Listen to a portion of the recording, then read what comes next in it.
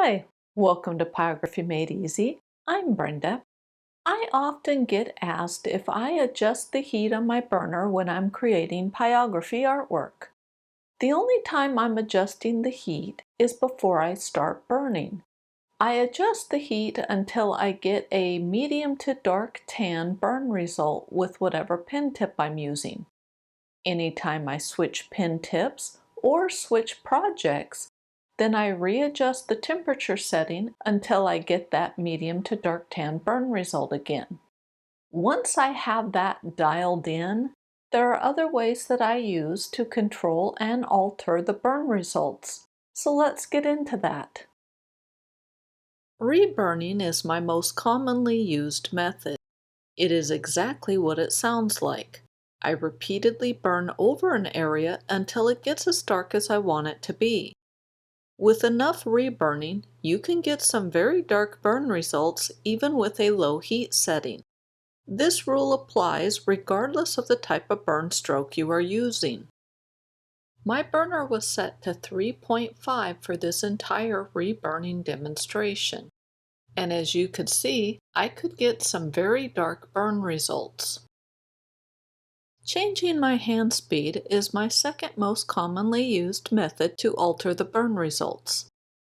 A fast hand speed will produce a pale burn result because the metal is not in contact with the wood for very long. As I slow down my hand speed, the metal is in contact with the wood for a longer amount of time, and the burn results get darker. Altering the burn stroke length is another way to change the color output. The shorter the burn stroke length is, the darker the color will be. The reason is that the shorter burn strokes don't keep the metal in contact with the wood for very long, so the heat begins to build up, and this results in a darker burn stroke. I use a very tiny zigzag burn stroke that has little to no gaps in it to produce really dark burn results in small areas. Press and pause is my fourth method. For this, I simply press the pen tip to the board and hold it in place for a short amount of time. Then I lift the pen tip up and away from the board. The longer it's held in place, the darker the burn result. This method works even with really low heat settings. If you have the patience to hold the pen tip in place long enough, you can get really dark burn results.